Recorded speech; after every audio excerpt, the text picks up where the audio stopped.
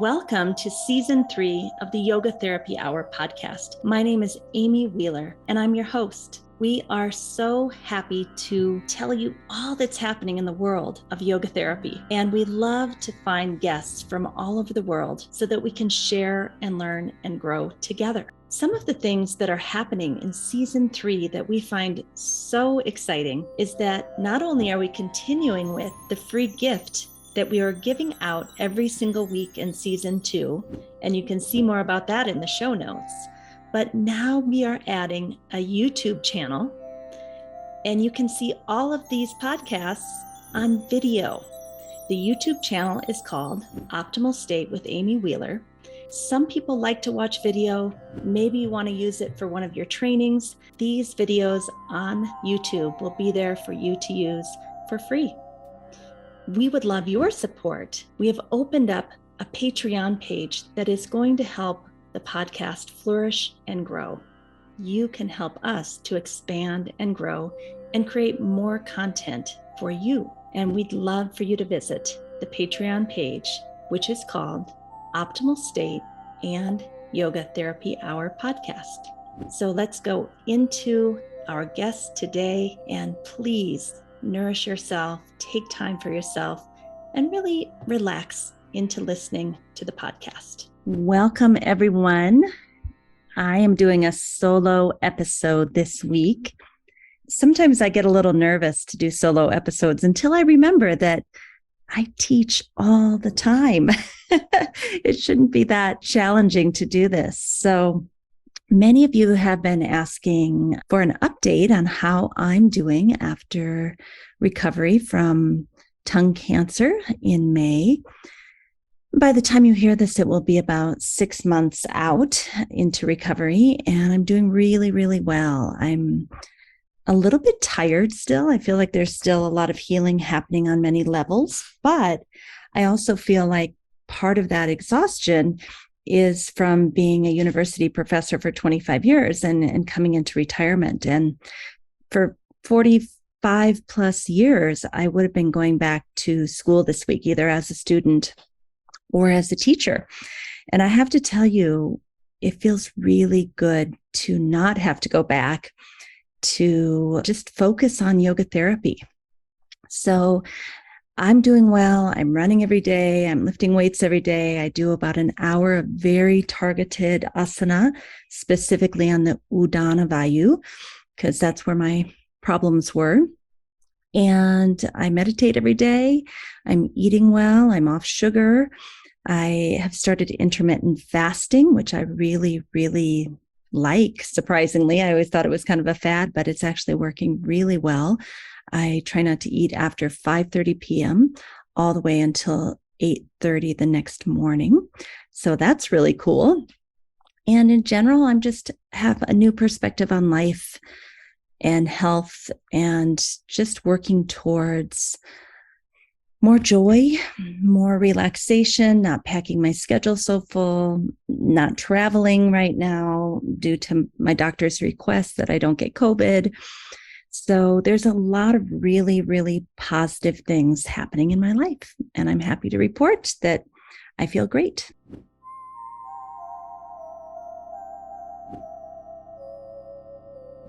So with all of that said, I think I would like to share with you another talk. I like to participate in talks with our worldwide global yoga therapy community. I think it's really important that we all stay in touch and we all know what's happening in the other countries. I've said this before. It's like the 100th monkey effect, where no monkeys were eating bananas, but a few monkeys sporadically around the world tried a banana, and then they told their friends about the banana. And then next thing you know, there were pockets of monkeys eating bananas. And then there was a point where they call the 100th monkey, where it just started spreading and everybody knew that monkeys eat bananas. And I feel like that's what we're doing with the global yoga therapy community, is we've all been eating our individual bananas. And now that we're realizing how many other countries, how many other people out there also are interested in loving yoga therapy and feeling that it's a helpful healing modality, it's going to at some point just take off and be that 100th monkey effect. And I for one, I'm waiting for that. I'm really excited about that. So what I wanted to share with you today is this talk that I had given in March of 2022 to the Society of Yoga Therapy Practitioners, and that's STSYP. I'm not going to give the whole talk, but I'm going to kind of give a brief overview, because I think it really maps out nicely how it is that yoga therapy, especially yoga therapy for mental health, which is what I'm most interested in, how it differs from something like psychotherapy or talk therapy, that we have an entire framework. And I think this actually applies to physical therapists too, because the lens through which we view the human system is a completely different lens. And, to be able to have that paradigm shift about how to even assess or evaluate someone, it's a really big deal.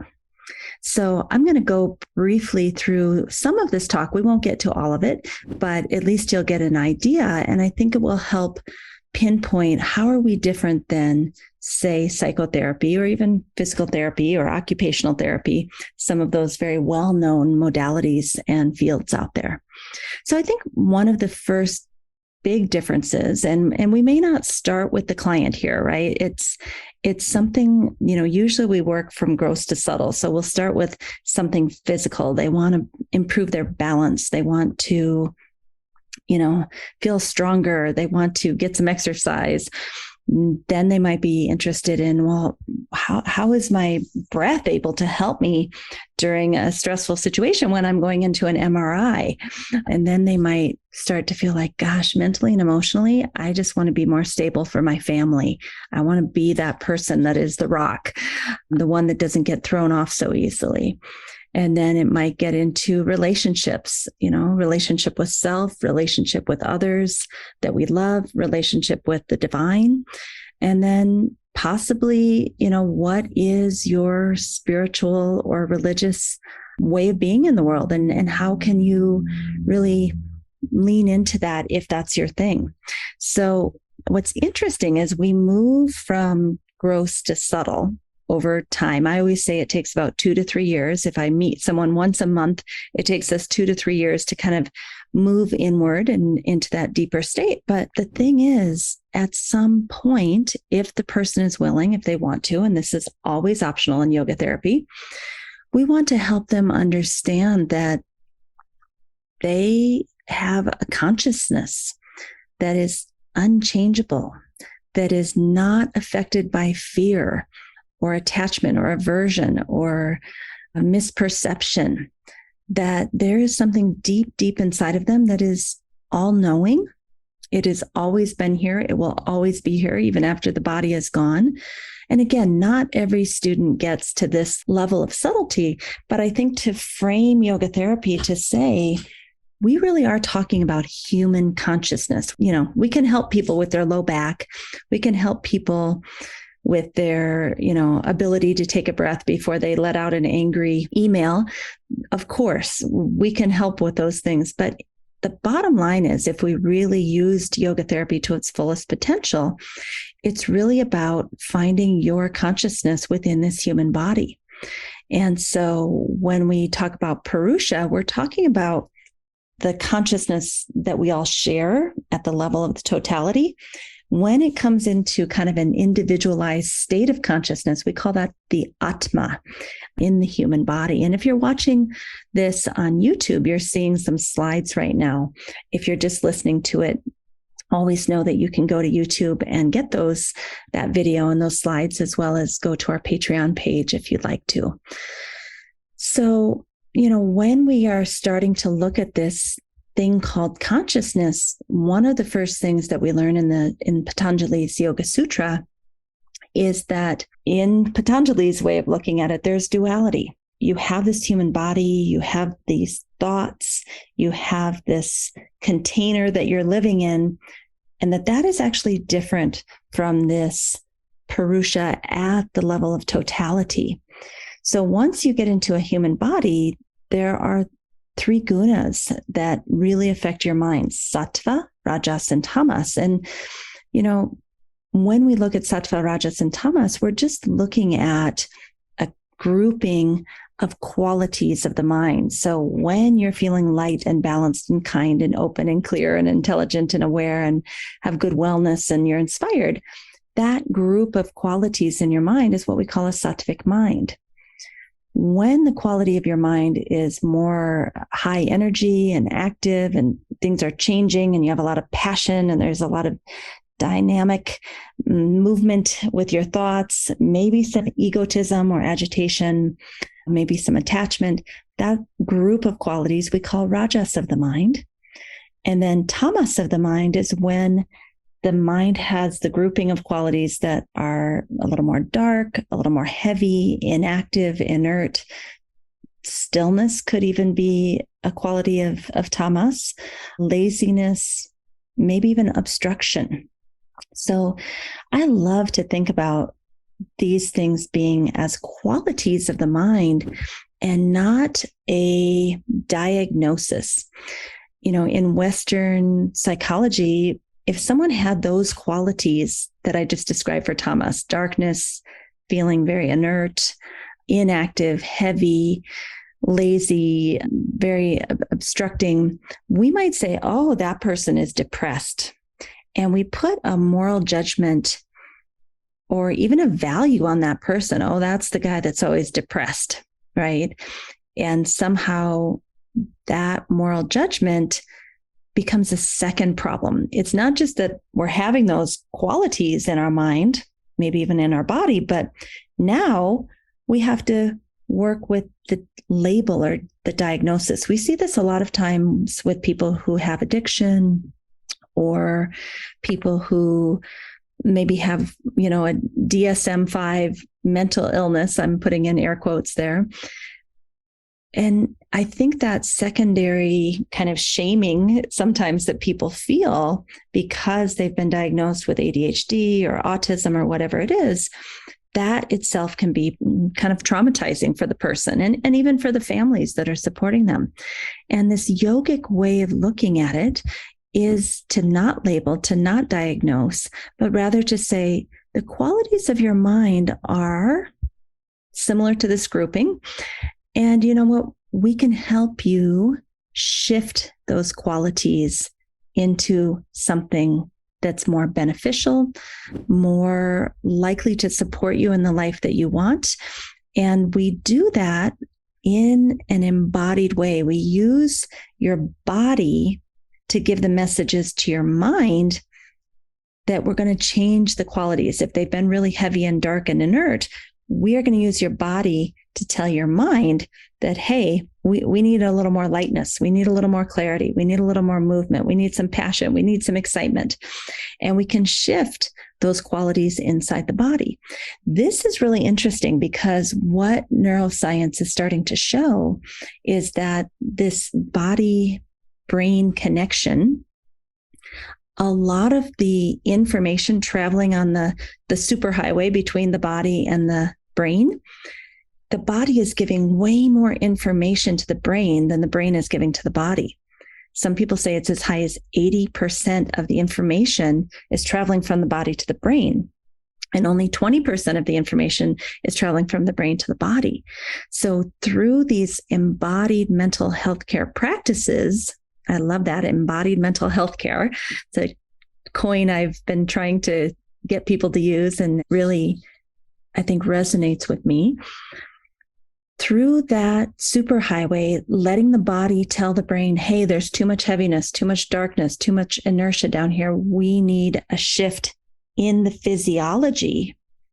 Then the brain has a chance to start changing up. And, we've even heard some really amazing research recently saying that we used to think depression was kind of like a serotonin deficiency. That's one example of what depression could be caused by, although there's many causal factors, but that was a big one. Everybody was like, oh, your serotonin's low. Let's just give you some serotonin. And what they're now finding is that just giving people serotonin, whether that be through, different foods or maybe getting out in nature. There's a lot of different ways to do it.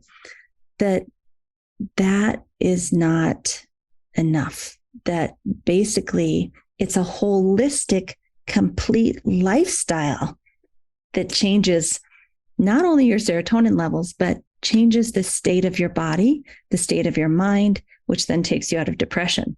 So this idea that a pill can fix it, we're starting to see that it's actually yogic lifestyle or an Ayurvedic lifestyle that makes a really big difference in shifting these gunas of the mind, and I would say the gunas as they're functioning in the body.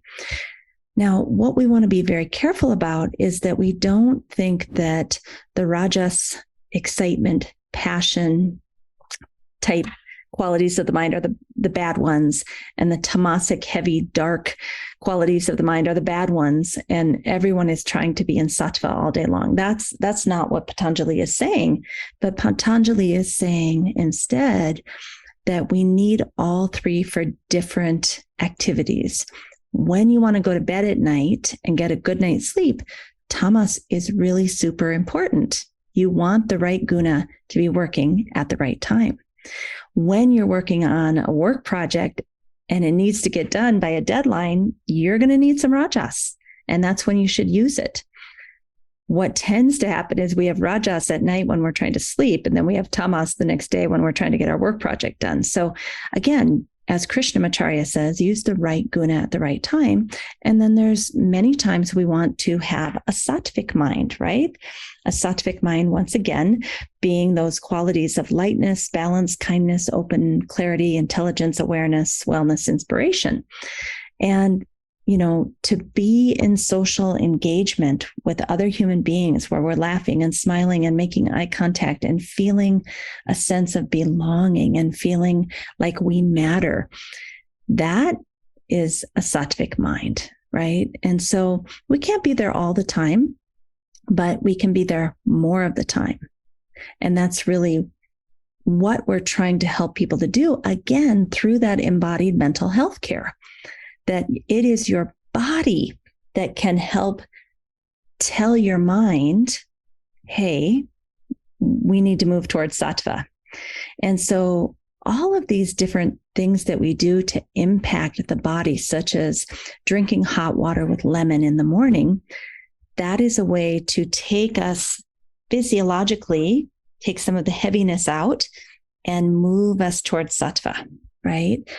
Making sure we do movement practices early in the morning after we've been sleeping, that takes us out of tamas and puts us into more energy, hopefully resulting in a little bit more sattva. So that's what I mean about lifestyle medicine, is we are actually helping people to cultivate a lifestyle that will shift the gunas in a very embodied way, which will then tell the mind, or the brain, I should say, because I think the mind is actually our entire system, but will tell the brain, hey, we're doing okay down here. Things are pretty good down here. And that is how we impact someone's mental health. And I think that is very different than maybe talk therapy. And I really believe in talk therapy. I've gone to it many times in my life, but let's just give an example. It's not to say one is better than the other, just to show how they're different. That talk therapy is going to be mainly a cognitive, intellectual process in the prefrontal cortex of the brain, where there's thinking and planning and analyzing. And that actually has a really great impact on people, but it's different than working from the bottom up, from the body to the brain through the gunas. I think you can see how that's different. And, there's a lot of great talk therapists out there that give some breathing exercises or give some gentle movement and different things. But again, I think that's different because we as yoga therapists, we're looking at a holistic lifestyle. We're helping people to understand, what should you do first thing when you wake up? What's the next thing you should do? What kind of breakfast might serve you? If you have Ayurvedic expertise, you could talk about that. What are the things that are creating obstacles for you? And we can go through the day all day long. How can we create a bedtime routine that will make you feel more tamasic, right? Or how can we create a mid-afternoon daily lifestyle medicine routine that will give you a little more energy so you don't have to go to that coffee? So it's not so much a breathing exercise that we give somebody. It's more about changing up how we live our lives. Now, some of you may be thinking, what causes us to get into rajas or tamas, or what causes us to be in a more sattvic place? And, according to the Yoga Sutras, one big cause of going into rajas or tamas is what we call the 5 kleshas, that we have a fundamental misperception. And that misperception is that we forget we have an Atman inside of us. We forget about that consciousness inside of us that is eternal, that has always been here, that will always be here. No matter if we don't have a physical body, our consciousness will still exist. That consciousness is a part of the whole. It's a part of Purusha, the larger ocean of Purusha that's out there. We are not separate. We are part of something much bigger than ourselves. And that separation is a misperception. So you can start to see how this fundamental paradigm shift is so different than talk therapy or PT or occupational therapy or dance therapy or energy work. The foundation is in Indian philosophy that we have a consciousness that cannot be destroyed. And therefore, there's no reason to have such fear, right? And through that fear, we start getting very attached to certain things, and we can't live without these things. We start having a lot of aversions based on that misperception and that fear. I don't like that. I don't like that person. We start over-identifying with things that are not part of that consciousness inside of us, right? That job or that car or whatever it is, we're identified as if that job or that car or that purse makes us more important or more valuable, when really none of that stuff makes us more important or more valuable. What makes us truly amazing in this life is that inner consciousness inside of us, nothing more and nothing less.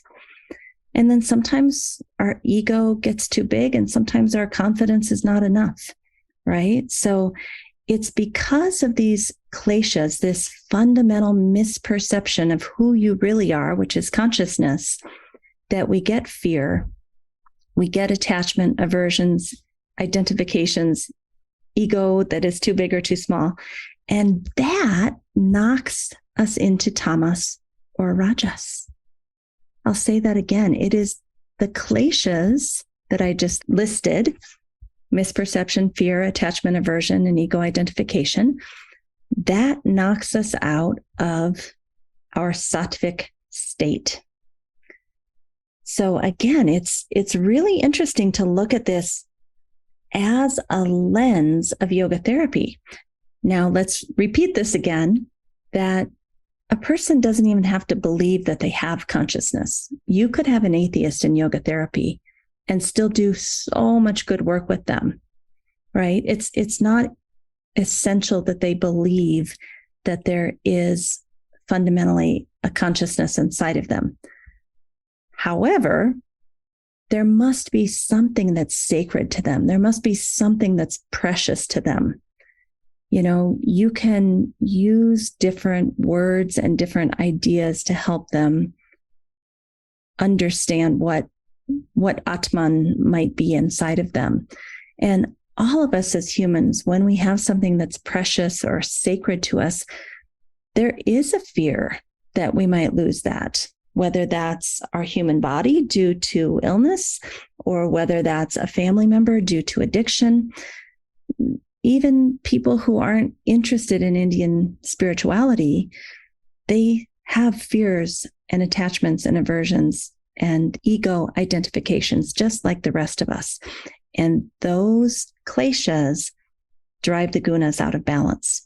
So I see this as working from two directions, right? That we can create this lifestyle to keep our gunas in balance and eat at the right times and sleep at the right times and not overwork and plan daily breaks and, exercise, all of that. So there's the whole lifestyle thing, but then there's also this kind of more top-down intellectual thought about who am I and what am I scared of and what am I attached to and what am I averse to and where is my ego today and what am I identifying with?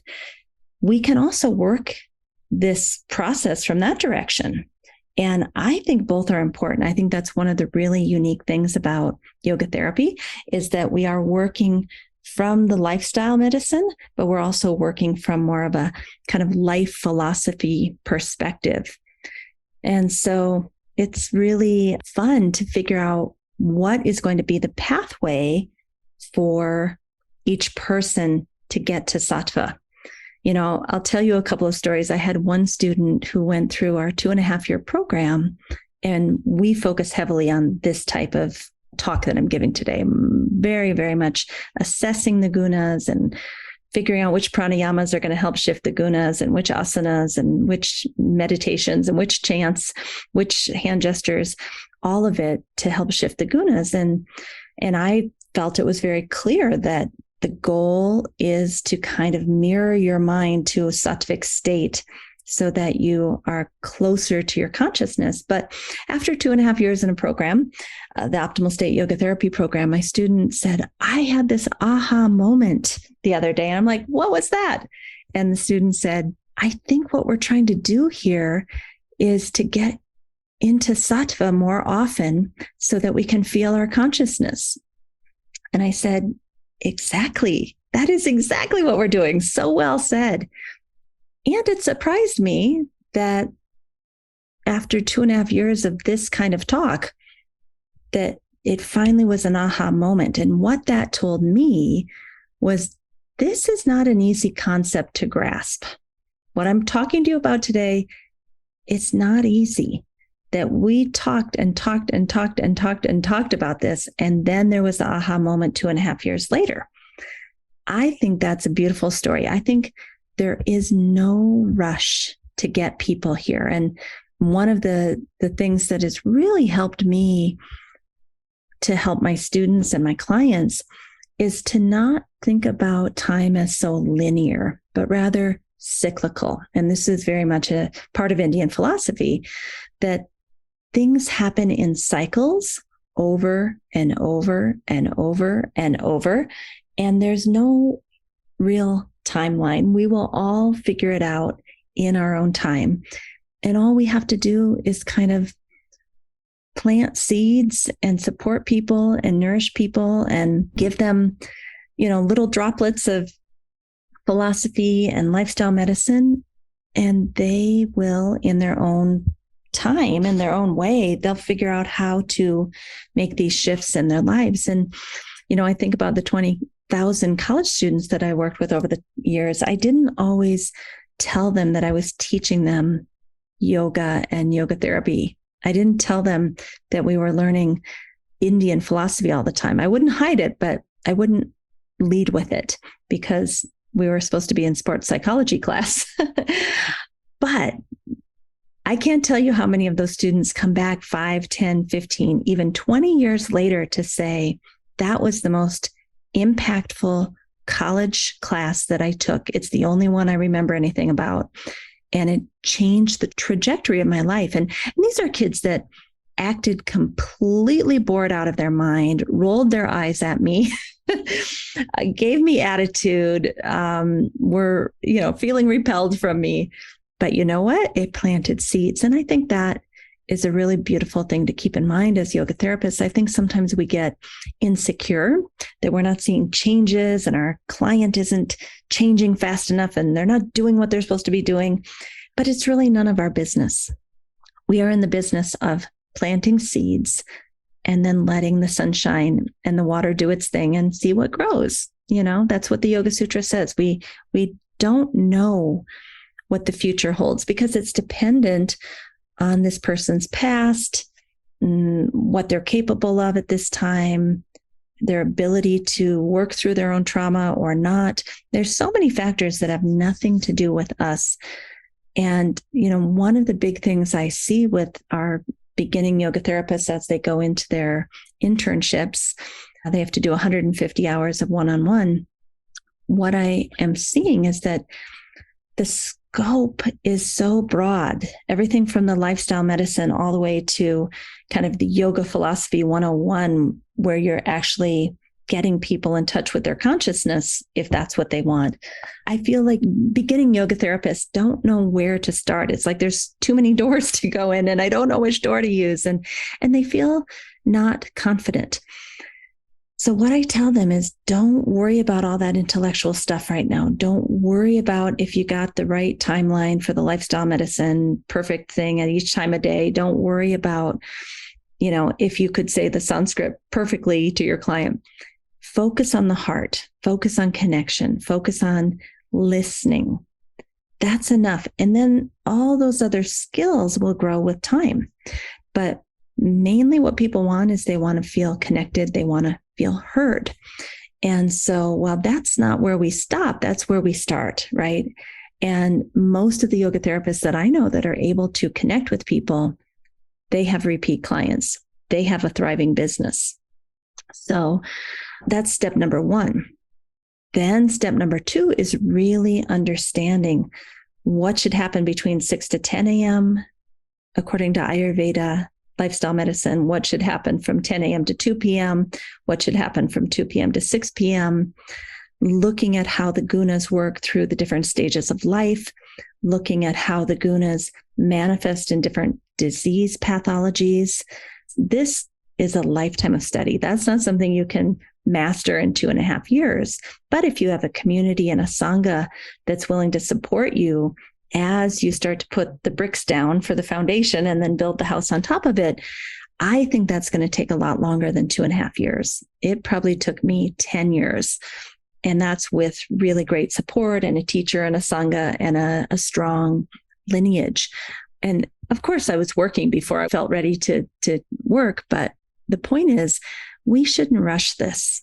And one other thing I'll say about this, and I'm not sure if every yoga therapy program is like this, but in our program, we require that people do at least a daily practice, minimum 10 to 15 minutes, and write a little journal, and that they get a practice from an external reference point, somebody who helps them co-assess their own gunas and which direction they're out of balance and what types of practices are likely to bring them back into balance. And the reason we make that a requirement is because we don't feel at optimal state that you can do that for someone else if you haven't done it on yourself.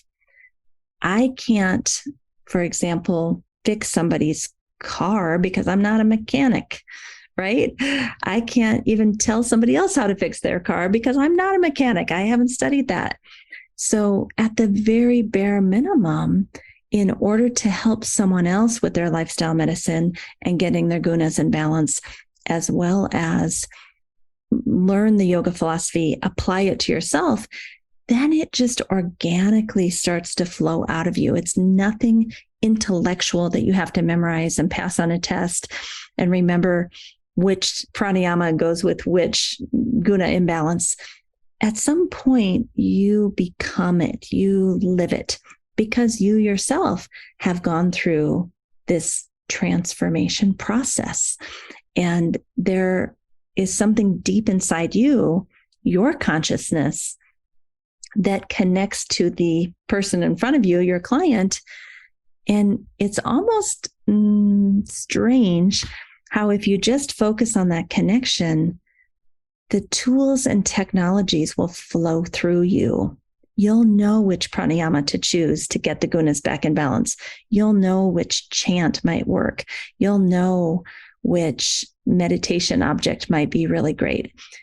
Now, I'm not saying that it's all intuition because, obviously in a 2.5 year program, you're learning all the different parts and the theory behind these pranayamas versus those pranayamas, the theory of why does this chant work and why doesn't that chant work? Like, you've learned all that intellectually, but there comes a point when you deeply connect with your client that all that intellectual knowledge that you may or may not be able to spit out on a test, but it's in there, you heard it, it comes through you.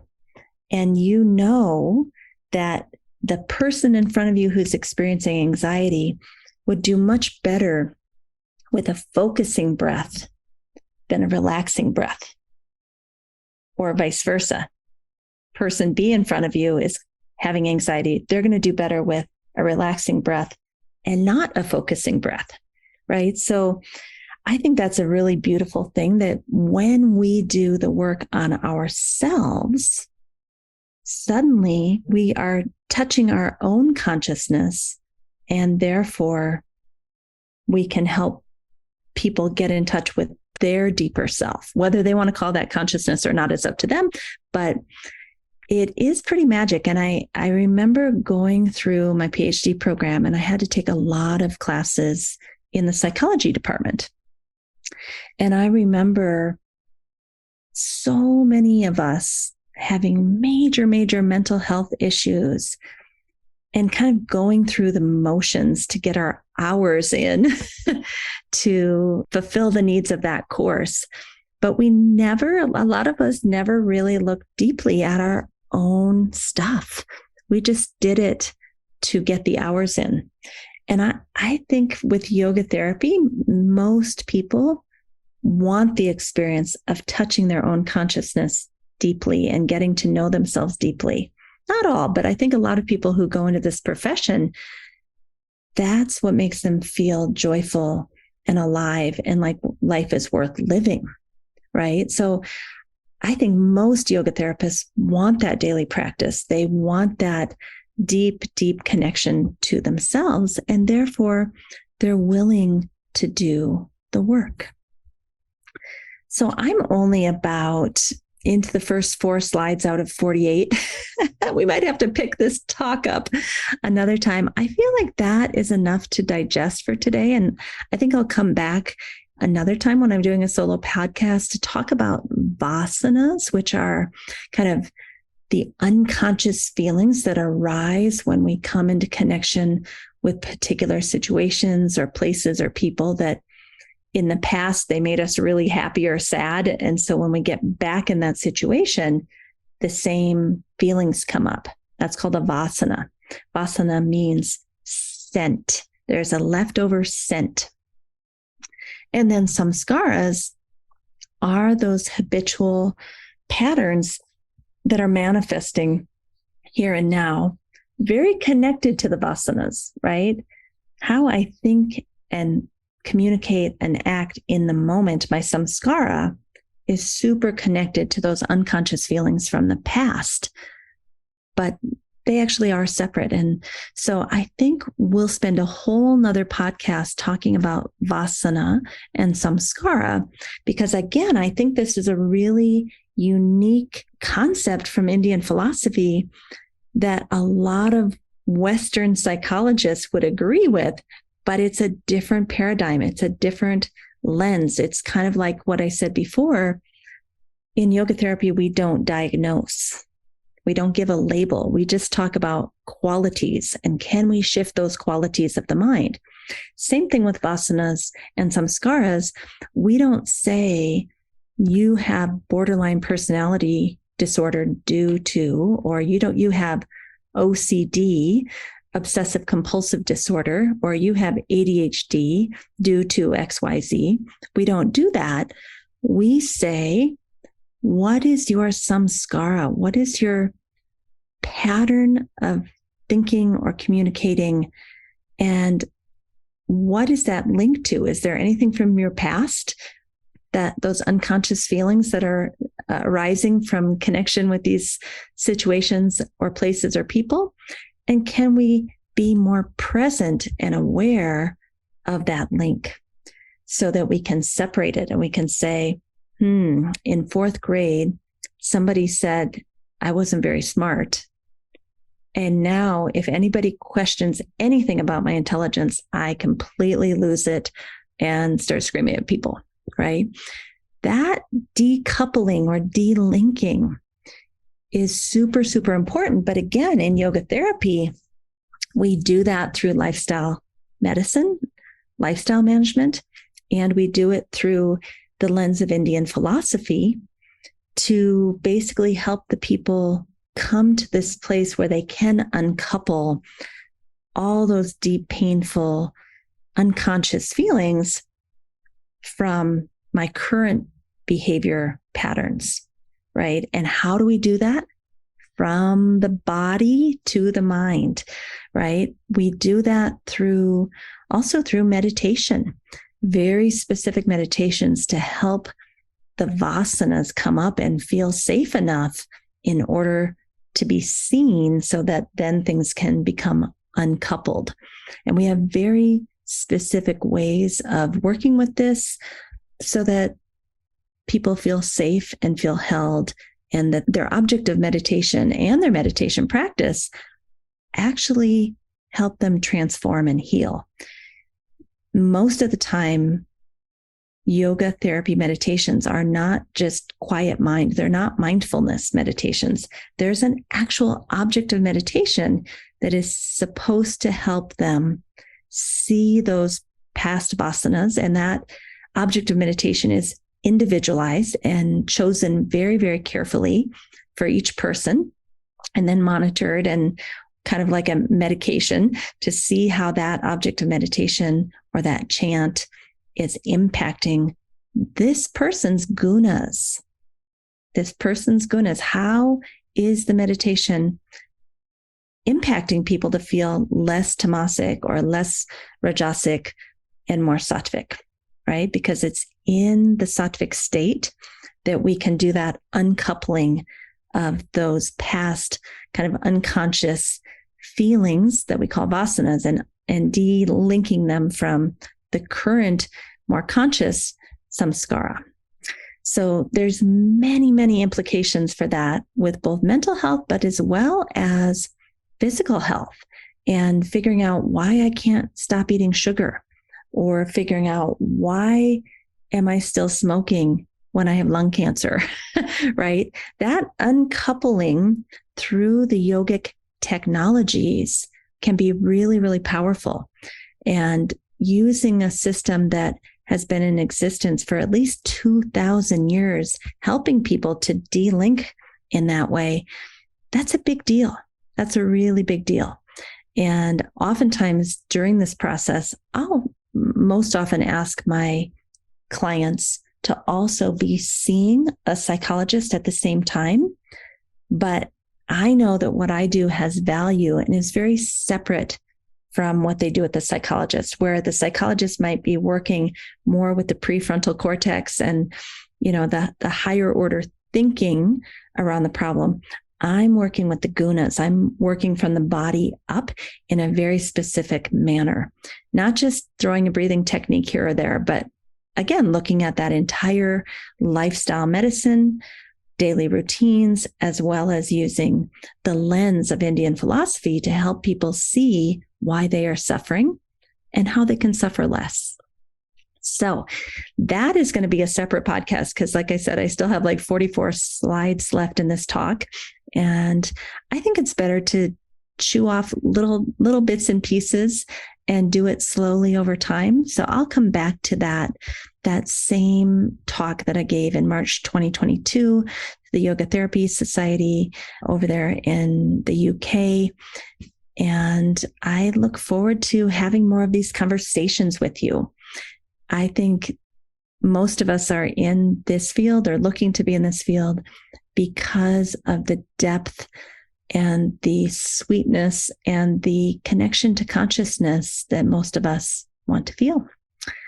All right, everybody, have a great day. We'll see you soon. Please don't forget to sign up for our newsletter mailing list, where we give you a free gift every single week. It's usually something that the guest has been talking about, like a book chapter or an article or an infographic. Check out the show notes for that.